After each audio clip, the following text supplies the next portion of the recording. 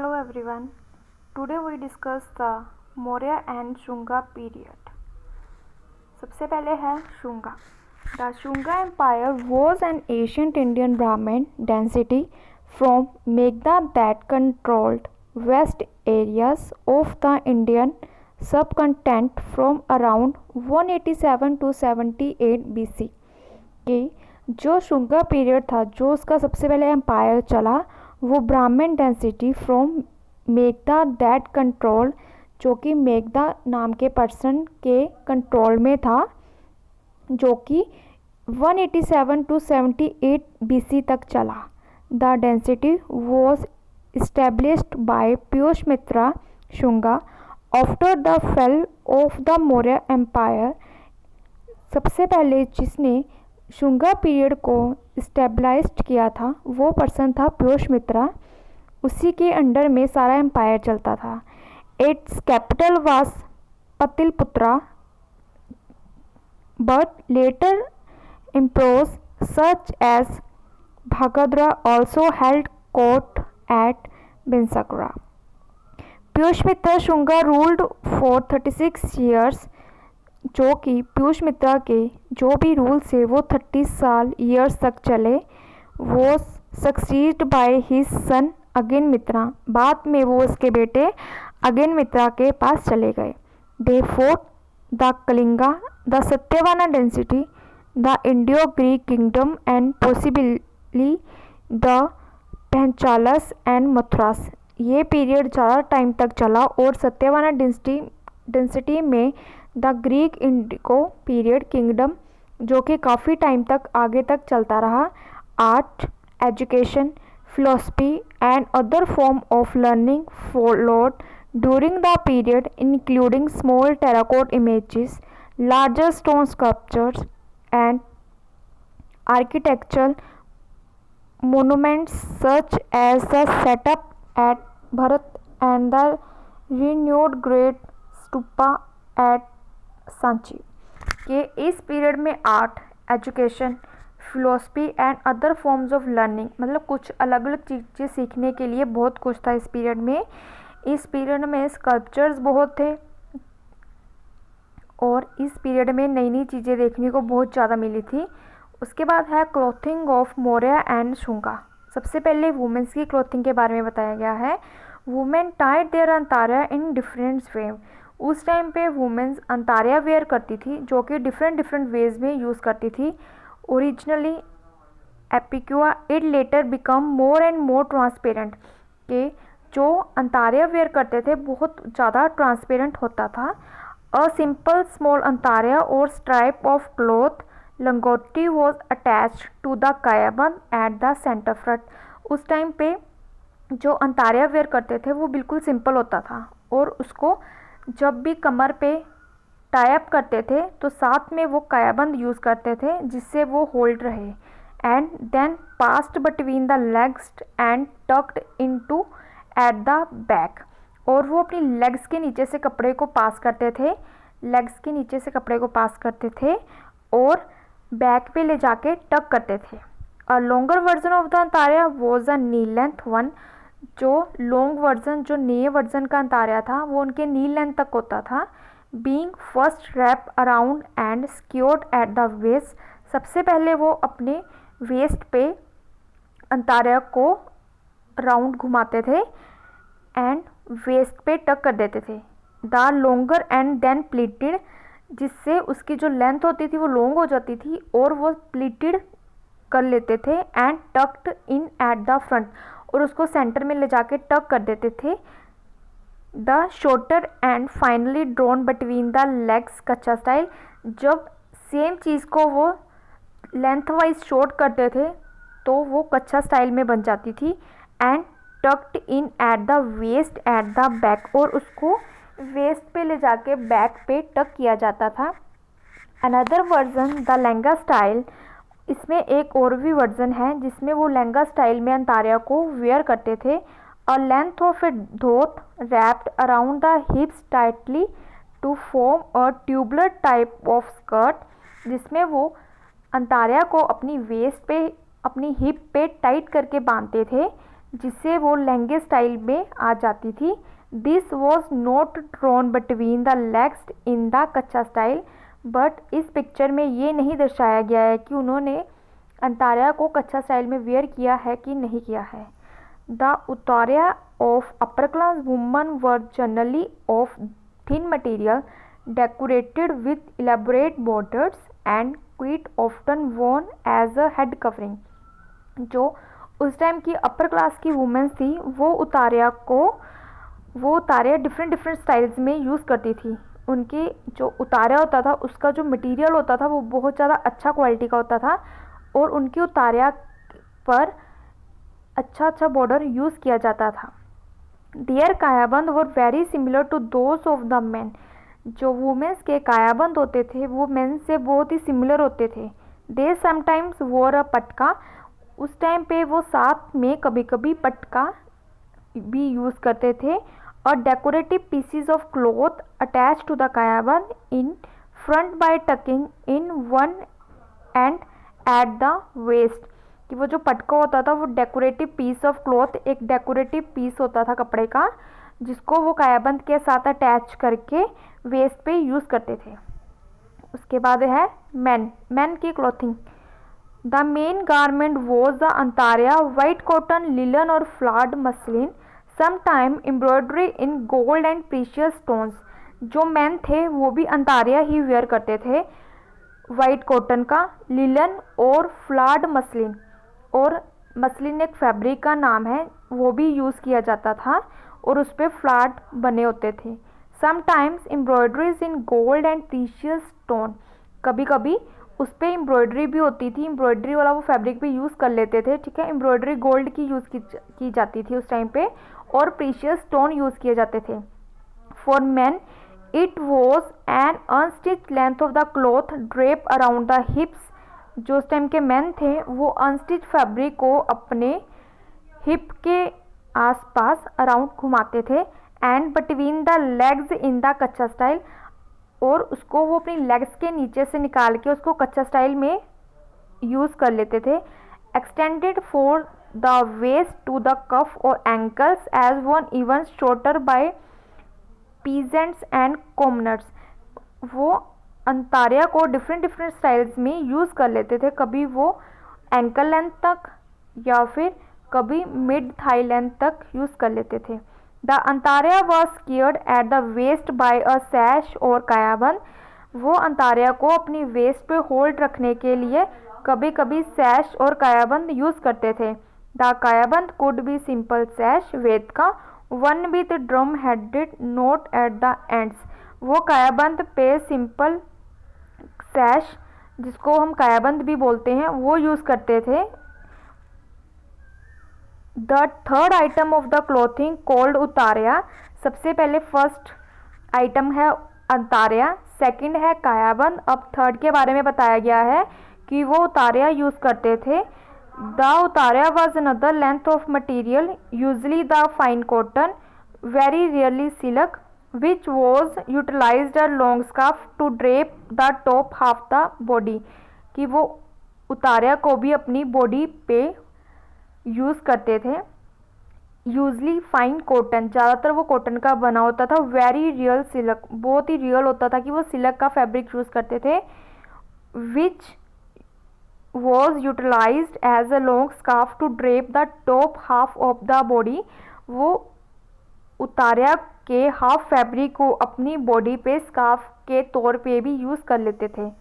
The uttariya was worn in several way to suit the comforts of the wearer, very elegant by those at court who draped it in both shoulders or one shoulders। जो उतार्या था वो हर किसी के डालने का different different style था। जो persons court में काम करते थे वो अपने दोनों शोल्डर्स पर उतार्या को यूज़ करते थे। और diagonally across the chest and casually knotted at the waist. वो पहले नोटिंग को शोल्डर पे टक कर लेते थे, उसके बाद वो अपनी चेस्ट से डायगनली क्रॉस करके वेस्ट पे जाके टक कर लेते थे। और it could even be Warne loosely across the back, और वो बैक से उसको लूज रख के and supported by the elbows or wrist and in many other ways according to the whims of the weather।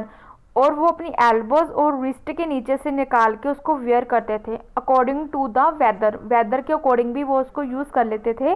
But for the labourer and the craftsman it was a more a practical garment to be tied around the head as a protection from sun। जो craftsman होते थे उस time के, जो labours होते थे, वो अपने धूप से बचने के लिए ज़्यादातर उतारिया को अपने हेड पे यूज़ करते थे। It uses was endless for the poor sections of the society and for them it would be made of कोर्सा cotton. And में ये बताया गया है कि जो उस टाइम के पुअर सेक्शन, पुअर पीपल थे, जो वो सोसाइटी के अकॉर्डिंग उस टाइम पे कोर्सा कॉटन यूज़ करते थे, उसको वेयर करते थे। इसके बाद है head gears and hair styles कि मौर्य एंड शुंगा पीरियड में हेड गियर्स और हेयर स्टाइल कैसे यूज़ करते थे women were generally cover their heads with the uttariya. जो उस टाइम की वुमेन थी वो उतारिया से ही अपने हेड को कवर कर लेते थे। वुमेन स्ट्रेट और क्रॉस वाइज, कई बार वो स्ट्रेट वाइज या क्रॉस वाइज उतारिया से अपने हेड को कवर कर लेते थे। Often represent with beautiful borders, जो उनका उतारिया था उस पर अच्छे बॉर्डर्स बने होते थे। The hair centrally parted was into 1 or 2 plaits और in a large knot at the back. वो अपने हेड में से हेयर्स के सेंटर पार्ट को अलग कर लेते थे और उस पर प्लेट्स वगैरह डाल के वो बैक पे ले जाके नोटिंग करते थे। The uttariya could be worn simply hanging down at the back और secured to the head with headband, कि वो उतारिया के साथ साथ अपने हेड पे हेडबैंड भी यूज़ करते थे और with one and arranged is a fan at the top of the head. और वो अपने हेयर्स को डिफरेंट स्टाइल्स में यूज़ करते थे। उसके बाद है helmets too are seen as a head gear और Phrygian women who probably wore long sleeve tunic with tight fitting trousers and the Phrygian cap which was conical and had hair flaps, कि जो उस time की women's थी वो helmets वगैरह use करती थी और जो फॉरेन की वुमेन्स थी वो लॉन्ग स्लीव ट्यूनिक ड्रेस डालती थी और टाइट फिटिंग वाला ट्राउज़र डालते थे और साथ में वो अपने हेड पे कैप यूज़ करते थे। मैन, उस टाइम के मैन कैसे हेड गियर यूज़ करते थे? As regards male head gear in the early Maurya period there is a no trace of the turban moli, but in the Shunga period we find great emphasis on this form of male head dresses, कि जो उस time के mains थे वो ज़्यादातर turban वगैरह use करते होते थे। These were rimkabla head dresses in which the hair itself was often twisted into a board along with the turban cloth। उस टाइम के वुमेन्स टर्बन क्लॉथ से अपने हेड पे टर्बन वगैरह बांध लेते थे। उसके बाद है military costumes. Sewn garments which had been used by the Persian soldiers were sometimes utilized for military dresses by the Mauryans। उस टाइम पे सिले हुए गारमेंट्स जो कि मिलिट्री वाले पर्सन्स डालते थे, जो सोल्जर्स होते थे वो डालते थे। The consist of A sleeved tunic with cross stripes across the chest to carry the quiver and a leather belt with sword, कि उस टाइम पे जो वो ड्रेस वगैरह डालते थे उसकी जो स्लीव्स होती थी वो ट्यूनिक के साथ ही अटैच होती थी और अपने वो ड्रेस को क्रॉस स्ट्राइप्स को क्रॉस करके अपने बॉडी पे टक करते थे और वो साथ में लेदर बेल्ट वगैरह यूज़ करते थे। The lower garment was more often the India उतारियन rather than the Persian trousers, और उस टाइम पे भी वो इंडिया का कॉस्ट्यूम अंतारिया ही यूज़ करते थे, बट कभी कभी वो पर्शियन ट्राउजर्स भी यूज़ करते थे। द हेडगियर वो usually the turban of headband wearers the Persians had worn the pointed cap. वो अपने हेड पे या तो टर्बन या फिर हेडबैंड वगैरह यूज़ करते थे, या अगर वो कैप यूज़ करते होते थे तो उनकी जो कैप होती थी वो पॉइंटेड कैप होती थी आगे से। The mixture of the forisons and indigos garments in the interesting at it shows one of the early phases of evaluation in the costume of Indians कि उस टाइम पे वो मिक्सचर डालते थे कपड़ों का, फ्रीजन वालों का भी और इंडियन वालों का भी। उसके बाद उन्होंने ज्वेलरी बताई हुई है कि उस टाइम पे कैसी ज्वेलरी यूज़ करते होते थे। वुमेन वॉर सतलरी 7 स्ट्रिंज नेकलेस, महकाला 6 स्ट्रिंज नेकलेस कि उस टाइम पे 7 लेयर्स वाला और 6 लेयर्स वाला नेकलेस यूज़ किया जाता था। पकलारी 5 स्ट्रिंज नेकलेस, ये उनके नाम है साथ में कि जो वो असेसरी यूज़ करते थे। चुलेरी 4 स्ट्रिंज नेकलेस, किलेरी 3 स्ट्रिंज नेकलेस, कांथा शॉर्ट नेकलेस उस टाइम पे यूज़ किया जाता था। कर्णिका इयररिंग्स इन फ्रॉम द त्रिनता और ट्रिपल जम और बुद्धिस्ट राइट, ये उन्होंने इयररिंग्स के बारे में बताया गया है। पटना आमलेट्स ऑफ सरपंट शेप। उसके बाद बाजूबंद है सिंपल लीफ पैटर्न बैंगल कि जो बाजूबंद है वो सिंपल ही होता था, धागे का बना हुआ, वो अपने बाजू पे यूज़ करते थे। उसके बाद है कंगन 3 बैंगल्स ऑन ईच रिस्ट कि 3 बैंगल्स के जोड़े को वो कंगन बोलते थे। अटकन बीड्स और पर्ल स्ट्रिंग वोन over the left shoulder and under the right arm, वो एक बीड्स का बना हुआ कुछ अपने नेक लेफ्ट शोल्डर से निकाल के राइट आर्म के नीचे से निकालते थे, वो डालते थे। कारा एंकलेट्स ऑफ ट्विस्टेड वायर। सितारा स्टार शेप फोरहेड ऑर्नामेंट, सितारा मतलब बिंदी कि जो सितारे के शेप में बनी होती थी वो अपने फोरहेड पे यूज़ करते थे।